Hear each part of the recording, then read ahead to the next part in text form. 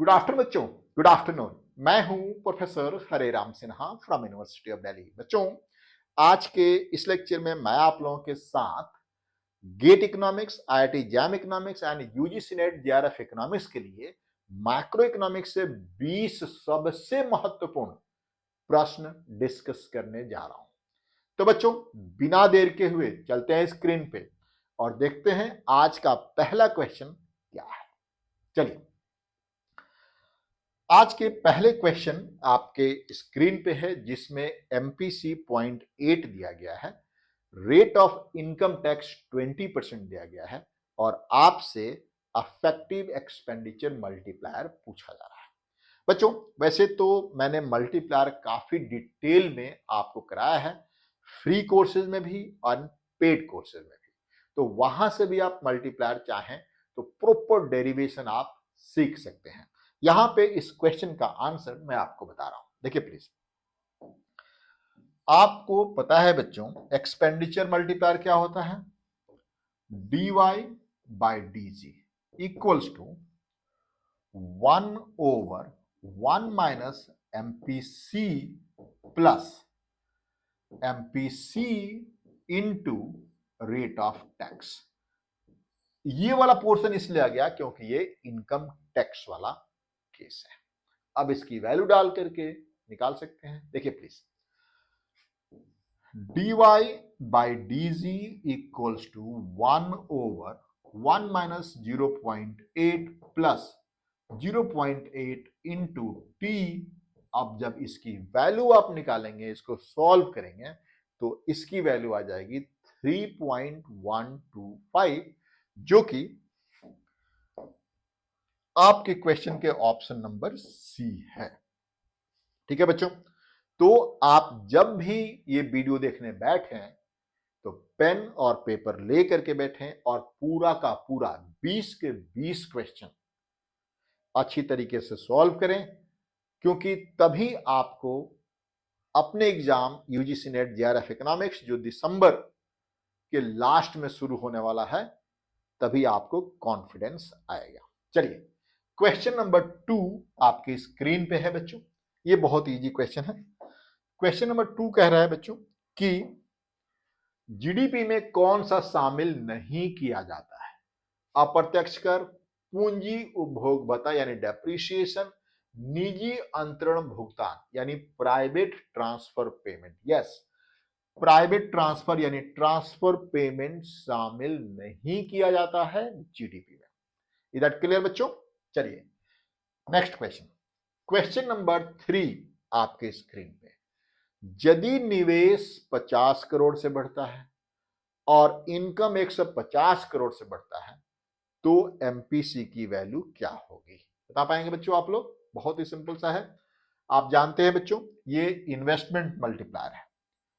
dy by D I equals to होता है 1/1 minus MPC होता है। ठीक है, इसकी वैल्यू आपके पास है कितना? 150, यानी 150 करोड़ से इनकम चेंज होता है। इसकी वैल्यू कितना है? इन्वेस्टमेंट 50 करोड़ से चेंज होता है। तब आपके पास एमपीसी जैसे चाहे वैसे आप निकाल सकते हैं, यानी आप इसको 150 divide by 50 equals to 1/1 minus MPC, और आप इसको कर सकते हैं 3 इक्वल्स टू 1/1 माइनस एमपीसी। ये है आपका। अब जो जिस तरीके से चाहें उस तरीके से आप एमपीसी की वैल्यू इस इक्वेशन से आप निकाल सकते हैं। क्लियर बच्चों? नेक्स्ट क्वेश्चन, क्वेश्चन नंबर है 4। आईएस वक्र दाएं शिफ्ट कब करेगा? आप बहुत अच्छी तरीके से जानते हैं, जब मैंने आप लोगों को slope and position of IS curve सिखाया था, तो उसमें हमने आपको बताया था कि आईएस कर्व की जो पोजीशन है, यानी राइट शिफ्ट होगा, लेफ्ट शिफ्ट होगा, वो डिपेंड करता है ऑटोनोमस एलिमेंट पे। ऑटोनोमस एलिमेंट कौन सा? Consumption, investment, government expenditure, export. Open economy में ये 4 ऑटोनोमस एलिमेंट हैं जो मेनली हम कंसीडर करते हैं, और यानी ये 4 पॉजिटिव हैं। टैक्सेस भी है वो निगेटिव है। तो यदि पॉजिटिव एलिमेंट राइट बढ़ता है तो आईएस राइट शिफ्ट होगा। यहां पे क्या है, ब्याज दरें नहीं, शिफ्ट नहीं करेंगे। सरकारी व्यय शिफ्ट कर सकता है, सरकारी व्यय यदि बढ़ता है तो शिफ्ट करेगा, ठीक है। स्वायत्त निवेश यानी ऑटोनोमस इन्वेस्टमेंट, ऑटोनोमस इन्वेस्टमेंट में ये भी आ गया, सरकारी व्यय भी आ गया। तो ऑटोनोमस इन्वेस्टमेंट आईएस कर्व को राइट शिफ्ट करता है यदि वो बढ़ता है तो, यानी यदि ऑटोनोमस इन्वेस्टमेंट या ऑटोनोमस एलिमेंट बढ़ता है तो आईएस राइट शिफ्ट करेगा आईएस नॉट से आईएस 1 पे, और यदि घटता है तो आईएस लेफ्ट शिफ्ट करेगा, यदि ये घटता है तो आईएस लेफ्ट शिफ्ट करेगा आईएस 2 पे। ठीक है बच्चों, इज दैट क्लियर? चलिए नेक्स्ट क्वेश्चन आपके स्क्रीन पे है बच्चों, क्वेश्चन नंबर 5 आपके स्क्रीन पे देखिए प्लीज। क्वेश्चन नंबर 5 आपके स्क्रीन पे है, एलएम वक्र अधिक खड़ा कब होता है, यानी स्टीप कब होगा? तो बहुत ही सिंपल सा आपको एलएम कर्व की जब मैं डेरिवेशन आपको सिखा रहा था बच्चों, तो उस टाइम सिखाया मैंने कि स्लोप ऑफ एलएम कर्व होता है, जो स्लोप ऑफ एलएम कर्व होता है बच्चों, क्या होता है बता सकते हैं आप लोग? एलएम कर्व ऐसे ही होता है ना बच्चों, ये देखिए एलएम ऐसे ही होता है, यहाँ पे इनकम होता है, यहाँ पे होता है रेट ऑफ इंटरेस्ट होता है, यानी ये देखिए change in rate of interest with respect to change in income होता है के बाई एच। अब के क्या है, एच क्या है, आपको मैंने बताया हुआ है। के क्या है, coefficient of income in money demand, and H क्या है, coefficient of rate of interest in money demand. Other way round आप कह सकते हैं कि के जो है इनकम की इलास्टिसिटी है मनी डिमांड में, और एच जो है रेट ऑफ इंटरेस्ट की इलास्टिसिटी है मनी डिमांड में। याद होगा बच्चों, हमने आपको मनी डिमांड में इस तरह से सिखाया था, money demand is equals to K Y minus H R, है ना। इनकम बढ़ेगा तो मनी डिमांड बढ़ेगा, और रेट ऑफ इंटरेस्ट बढ़ेगा तो मनी डिमांड घटेगा। यानी के जो है इलास्टिसिटी ऑफ इनकम है, एंड एच जो है elasticity of rate of interest है। अब देखिए के जब बहुत ज्यादा हो जाएगा तब एलएम जो है स्टीप होगा, क्योंकि न्यूमरेटर में है। तो आप इसको इस तरीके से अपने ऑप्शन में आप ढूंढ सकते हैं कि जब ये देखिए जब ब्याज दर पर धन की मांग की लोच अधिक हो, नहीं, इससे स्टीप ये स्टीप नहीं होगा। जब ब्याज दर पर धन की मांग की लोच कम हो, ये भी नहीं, ठीक है। जब आय पर धन की मांग लोच शून्य हो, ये भी नहीं होगा। जब आय पर धन की मांग की लोच अनंत हो, यानी के की वैल्यू मैक्सिमम हो, तब एलएम कब स्टीप होगा, यानी एलएम स्टीप हो जाएगा, ऐसे हो जाएगा, एलएम स्टीप हो जाएगा। इज दैट क्लियर बच्चों, समझ में आया? चलिए नेक्स्ट क्वेश्चन पे चलते हैं। क्वेश्चन नंबर 6, यदि किसी अर्थव्यवस्था में बचत फलन S equals to -20 plus 0.25y है, तो निवेश 30 होने पर संतुलन की आय कितनी होगी? जल्दी से बताइए, आप लोगों को पता है, आपको सेविंग फंक्शन यहां पे दिया गया है बच्चों, सेविंग फंक्शन दिया गया है। सबसे पहले सेविंग फंक्शन से आप कंजम्पशन फंक्शन निकाल लीजिए, आपको आता है वो चीज। ये देखिए सेविंग फंक्शन आपको दिया गया है बच्चों -20 प्लस 0.25 y दिया गया है ना बच्चों। तो इससे आप कंजम्पशन फंक्शन ऐसे निकाल सकते हैं 20 प्लस 0.75 y, ये हो गया आपका कंजम्पशन फंक्शन। अब ऐसे कैसे, देखिए यहां पे जब उसके पास इनकम 0 है और वो सेविंग उसका 20 नेगेटिव है, इसका मतलब वो कर्जा ले रहा है। कर्जा ले क्या कर रहे हैं, कंज्यूम कर रहा है, यहां से कर्जा ले, यहां पे कंज्यूम कर रहा है। सेविंग निगेटिव है, इसका मतलब कर्जा ले रहा है, कंज्यूम कर रहा है। ठीक है, MPC plus MPS equal to 1 होता है। एमपीएस है क्योंकि सेविंग फंक्शन है 0.25, तो एमपीसी 0.75 होगा। अब देखिए आपके सामने है इनकम इक्वल्स टू क्या होता है बच्चों, ये देखिए इनकम इक्वल्स टू होता है सी प्लस आई होता है। सी आपके सामने है बच्चों, यहां पे सी आपके सामने है, y equals to 20 plus 0.75 y, investment कितना है 30, क्वेश्चन में दिया गया है इन्वेस्टमेंट कितना है 30। ठीक है, अब देखिए y equals to 30 plus 20 50 plus 0.75 y है ना। अब लाइक टर्म को एक साथ ले लीजिए, y minus 0.75 y is equals to 50, 0.25 y is equals to 50 और y इक्वल्स टू कितना हो जाएगा, y is equal to 50 by 0.25 cancel होगा, तो सॉरी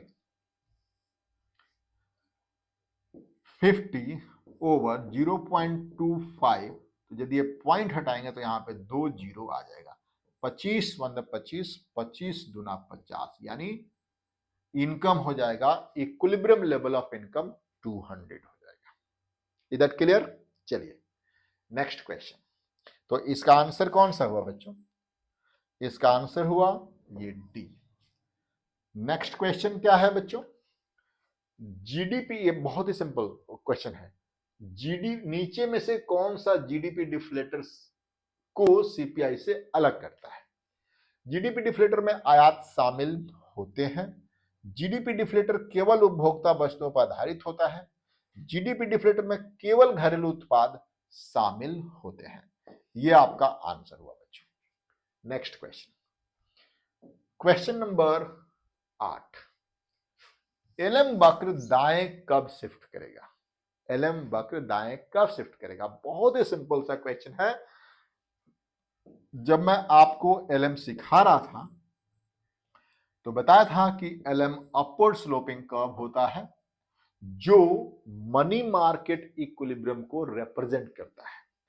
यहां इनकम होता है और यहां पे रेट ऑफ इंटरेस्ट होता है बच्चों। और मैंने आपको बताया था कि जब इकोनॉमी में मनी सप्लाई बढ़ती है तब एलएम राइट शिफ्ट होता है या फिर डाउन शिफ्ट होता है। एलएम राइट शिफ्ट होता है या फिर डाउन शिफ्ट होता है, इसको आप डाउन भी कह सकते हैं। कई बार आपके क्वेश्चन में आपको कंफ्यूज करने के लिए डाउन शब्द का इस्तेमाल किया जाता है। और यदि मनी सप्लाई घटेगा तो ये हो जाएगा किधर, LM2, और ये इस साइड लेफ्ट हो जाएगा। Is that clear? Next question, question number, इसका आंसर क्या होगा, इसका आंसर होगा केंद्रीय बैंक धन आपूर्ति बढ़ाए तब एलएम राइट शिफ्ट होगा। ठीक है, क्वेश्चन नंबर 9 आपके स्क्रीन पे है बच्चों, आप इसे देख सकते हैं, बहुत ही सिंपल।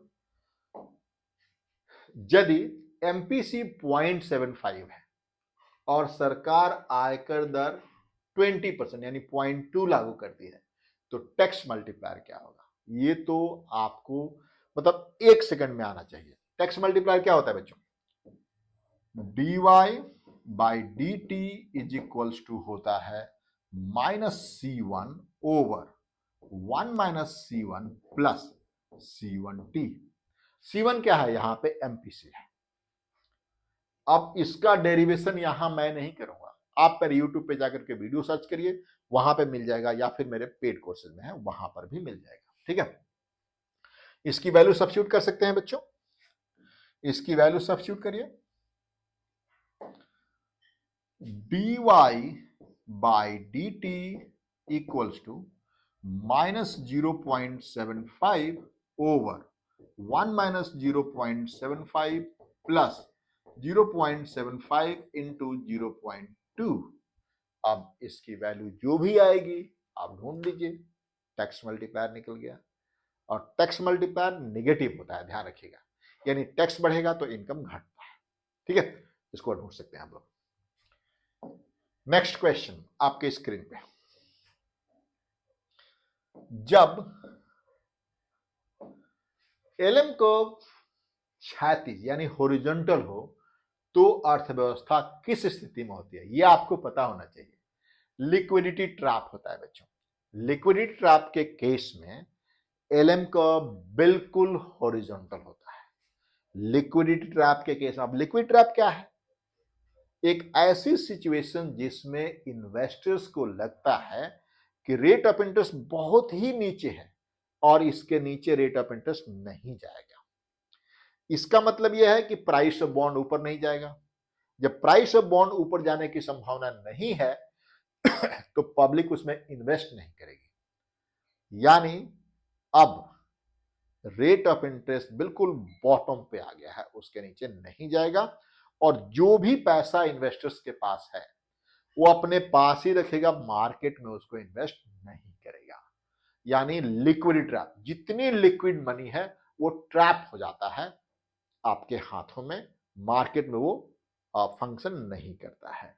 तो वो वाला सिचुएशन इसे आप कहते हैं लिक्विडिटी ट्रैप का सिचुएशन। ठीक है बच्चों, क्वेश्चन नंबर 11, बहुत ही सिंपल सा क्वेश्चन, बहुत ही सिंपल सा क्वेश्चन। देखिए, यदि एलएम कर्व अत्याधिक समतल यानी फ्लैट है और आईएस कर्व अत्याधिक ढलान है तो विस्तारवादी मौद्रिक नीति का क्या प्रभाव पड़ेगा? देख लेते हैं क्या प्रभाव पड़ेगा। एलएम फ्लैट है बच्चों, है ना, एलएम फ्लैट है और आईएस स्टीप है। ये देखिए प्लीज, एलएम फ्लैट, एलएम और आईएस स्टीप है, आईएस स्टीप, ठीक है ना। ये है इनिशियल इक्विलिब्रियम, ये है वाई नॉट, है ना। अब कह रहा है कि एलएम राइटवर्ड शिफ्ट होगा, अत्याधिक फ्लैट पूछ रहा है, हॉरिजॉन्टल नहीं बता रहा है, अत्याधिक फ्लैट कह रहा है। यहां देखिए, तो यदि एलएम राइटवर्ड शिफ्ट होता है, यदि एलएम राइटवर्ड शिफ्ट होता है तो इनकम इतना से बढ़ेगा, इनकम इतना से बढ़ेगा। ठीक है बच्चों, और मैं यहां से आपको कंपेयर करना बताता हूं कि यदि आईएस भी उतना ही फ्लैट होता, यदि आईएस भी उतना ही फ्लैट होता जितना कि एलएम फ्लैट है, तब देखिए क्या फर्क पड़ता। आईएस यदि उतना ही फ्लैट होता, यदि आईएस भी उतना ही फ्लैट होता, ये देखिए, ये आईएस नॉट, ये आईएस वन, यदि आईएस भी उतना ही फ्लैट होता तो इनकम y1 ना जाकर के y2 पे जाता, y2 पे जाता। यानी आईएस स्टीप का मॉनेटरी पॉलिसी का, आईएस यदि आईएस स्टीप है तो मॉनेटरी पॉलिसी कम इफेक्टिव होगा। आई रिपीट अगेन, यदि आईएस स्टीप है तो मॉनेटरी पॉलिसी कम इफेक्टिव होगा। आप देख सकते हैं इनकम सिर्फ y0 से y1 पे गया है, यदि आईएस फ्लैट होता तो y0 से y2 तक जाता। अब आपका आंसर क्वेश्चन क्या कह रहा है उसको भी थोड़ा आंसर कर लेते हैं। क्या कह रहा है, यदि एलएम वक्र अत्याधिक समतल यानी फ्लैट है और आईएस वक्र अत्याधिक ढलान है तो विस्तारवादी मौद्रिक नीति का क्या प्रभाव पड़ेगा? ब्याज दर बहुत कम से घटेगी और आय बहुत अधिक बढ़ेगी? नहीं बढ़ेगी, ये नहीं है। ठीक है, ब्याज दर बहुत घटेगी, आय बहुत कम से बढ़ेगा। देख सकते हैं, ब्याज दर बहुत कम से बढ़ेगी, घटेगी, आय नहीं बदलेगी। आय दर और ब्याज दर और आय दोनों बहुत अधिक बढ़ेगी। यस, बढ़ेगी नहीं। यहां पे दो चीजें हैं, यहां पे आप देख सकते हैं इनकम बहुत ज्यादा से बढ़ा है, इनकम बहुत कम से बढ़ा है और रेट ऑफ इंटरेस्ट बहुत ज्यादा से घटा है। रेट ऑफ इंटरेस्ट बहुत ज्यादा से घटा है, जबकि इनकम बहुत कम से बढ़ा है। कौन सा आंसर होगा बच्चों यहां पे? ये देखिए, ब्याज दर बहुत कम घटेगी, आय बहुत कम बढ़ेगी। ये दोनों, ये भी गलत है। ब्याज दर बहुत कम घटेगी, आय बहुत कम बढ़ेगी। ब्याज दर और आय दोनों बहुत अधिक बढ़ेगी, नहीं। यहां पे जो हमारा मोस्ट अप्रोप्रिएट आंसर लग रहा है वो ये होगा, ब्याज दर बहुत कम घटेगी। घटा तो बहुत ज्यादा है बच्चों, लेकिन आय बहुत कम बढ़ेगी। यहां पे दो चीज, आय बहुत कम बढ़ेगी और ब्याज दर भी बहुत कम घटेगी। ठीक है, तो आंसर इसका, हालांकि ये भी अप्रोप्रिएट आंसर नहीं है, लेकिन एमसीक्यूज में हम क्या करते हैं, हमें मोस्ट अप्रोप्रिएट आंसर ढूंढना होता है, तो हमारा आंसर होगा बी। ठीक है, नेक्स्ट क्वेश्चन, क्वेश्चन नंबर 12 आपके स्क्रीन पे है बच्चों, आप देख सकते हैं यहां पे।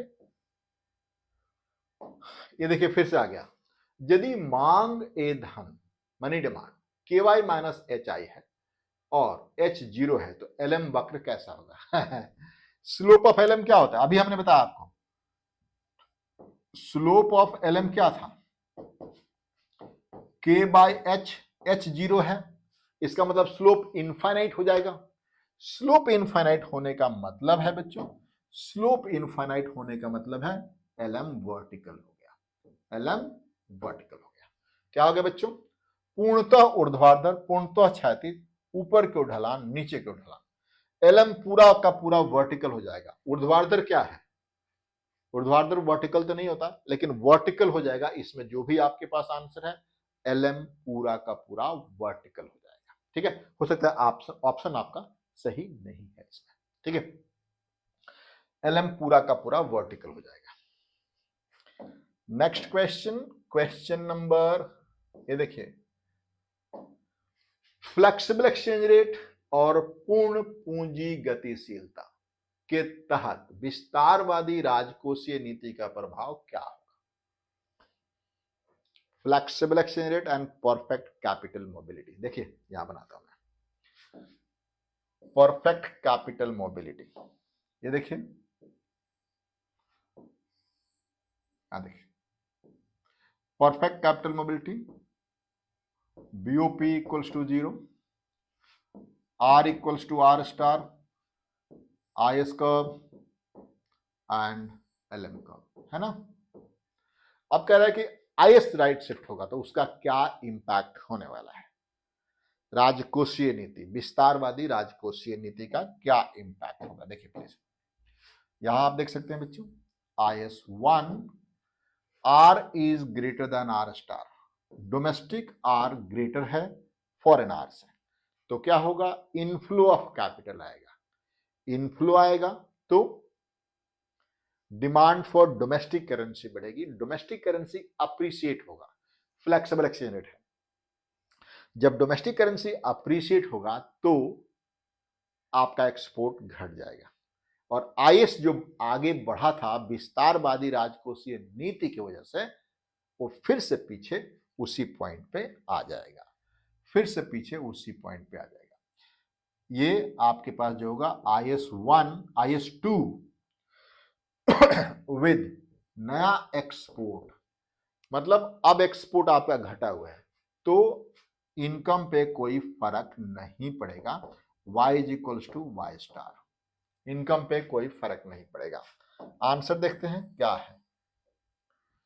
दाएं शिफ्ट मुद्रा की सराहना, उत्पादन अपरिवर्तित। यस, उत्पादन अपरिवर्तित रहेगा यहां पे। ये दाएं शिफ्ट होगा, दाएं शिफ्ट होगा एंड उत्पादन अपरिवर्तित रहेगा यानी इनकम वहीं का वहीं रहेगा बच्चों, इनकम वहीं का वहीं रहेगा, इनकम में कोई चेंज नहीं आएगा। नेक्स्ट क्वेश्चन आपके स्क्रीन पे बच्चों, क्वेश्चन नंबर 14। ये 20 क्वेश्चन है बच्चों, आपके कॉन्फिडेंस लेवल को बूस्ट कर देगा, बता रहे हैं आपको। ये 20 क्वेश्चन है, आपके कॉन्फिडेंस लेवल को बूस्ट कर देगा। इसको सॉल्व करिए, बैठ करके प्रॉपर तरीके से सॉल्व करिए और मुझे मैसेज करिए कि सर मैंने ये सॉल्व कर दिया। ठीक है, चलिए।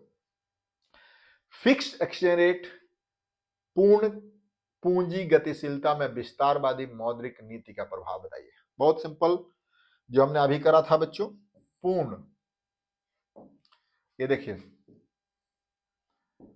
फिक्स्ड एक्सचेंज रेट पहले क्या था, फ्लेक्सिबल था। ये आपके पास बीओपी इक्वल्स टू 0, यहां पे क्या है, R equals to R star, IS curve, LM curve, है ना, एलएम कर्व। अब देखिए आईएस राइट शिफ्ट होगा, R is greater than R star, ये देखिए R is greater than R star. फिर क्या होगा, इनफ्लो ऑफ कैपिटल। अब चूंकि इनफ्लो ऑफ कैपिटल हो रहा है तो डोमेस्टिक करेंसी की डिमांड बढ़ेगी एंड फॉरेन करेंसी का एक्सेस सप्लाई होगा। सेंट्रल बैंक जो एक्सेस फॉरेन करेंसी उसको खरीदेगा, क्योंकि फिक्स एक्सचेंज रेट।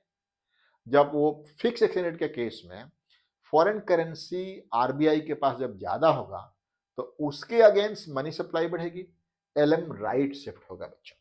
एलएम यहां पे क्या होगा, एलएम राइट शिफ्ट होगा यहां पे एंड इनकम बढ़ जाएगी। इनकम क्या होगा, रेट ऑफ इंटरेस्ट वहीं रहेगा लेकिन इनकम बढ़ जाएगी, वाई नॉट से वाई वन पे पहुंच जाएगा। आंसर क्या होगा, अत्याधिक प्रभावी। ये देखिए अत्याधिक प्रभावी, ये आंसर होगा आपका। बिल्कुल अप्रभावी, ब्याज दरें बढ़ेगी, मुद्रा का अवमूल्यन होगा, नहीं, अत्याधिक प्रभावी होगा ये।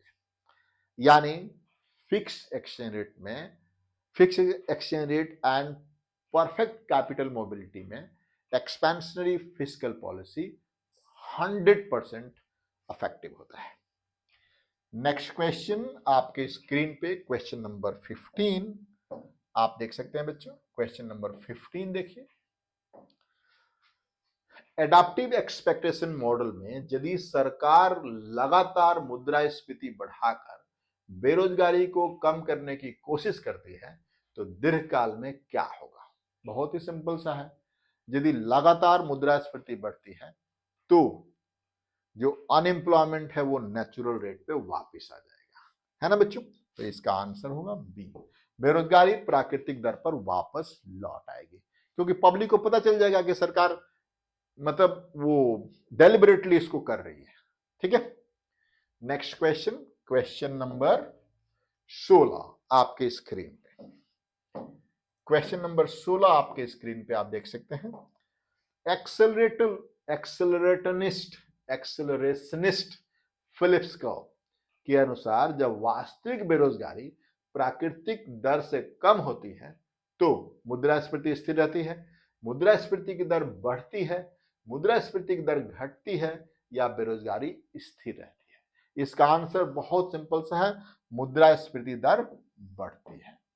नेक्स्ट क्वेश्चन, क्वेश्चन नंबर 17 आपके स्क्रीन पे बच्चों आप देख सकते हैं। क्वेश्चन नंबर 17, सरकार के लिए सिग्नोरेज राजस्व अत्याधिक कब होता है, अधिकतम कब होता है। अब सिग्नोरेज क्या है, तो सिंपल सी बात है, जब नया करेंसी प्रिंट करके सरकार अपने लिए रेवेन्यू जनरेट करती है, या फिर जब नया करेंसी प्रिंट होता है तो सरकार के लिए रेवेन्यू जनरेट होता है, उसे आप सिग्नोरेज कहते हैं। ये अधिकतम कब होता है, ये अधिकतम कब होता है, जब मुद्रास्फीति उस दर के बराबर हो जहां पैसा रखने की मांग की लोच 1 हो, यानी आंसर इसका होगा B. Next question, question number 18 आपके स्क्रीन पे है बच्चों। क्वेश्चन नंबर 18 आपके स्क्रीन पे, यदि मजदूरी आधारित शौक वे शौक हो और आपेक्षिक मुद्रास्फीति बढ़े तो कौन सी वक्र शिफ्ट होती है। आप सिंपल सी बात है, short run aggregate supply curve, ये शिफ्ट होती है बच्चों। नेक्स्ट क्वेश्चन, यदि निवेश की ब्याज लोच यानी इंटरेस्ट इलास्टिसिटी ऑफ इन्वेस्टमेंट बहुत कम है तो सरकारी व्यय बढ़ने पे क्या होगा।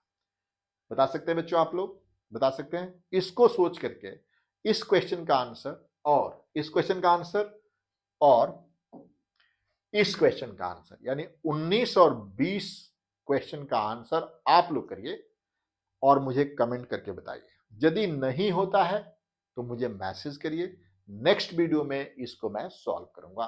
कल फिर से मैं 20 क्वेश्चन लेकर के आ रहा हूं दूसरे सब्जेक्ट का। थैंक यू बच्चों, थैंक यू।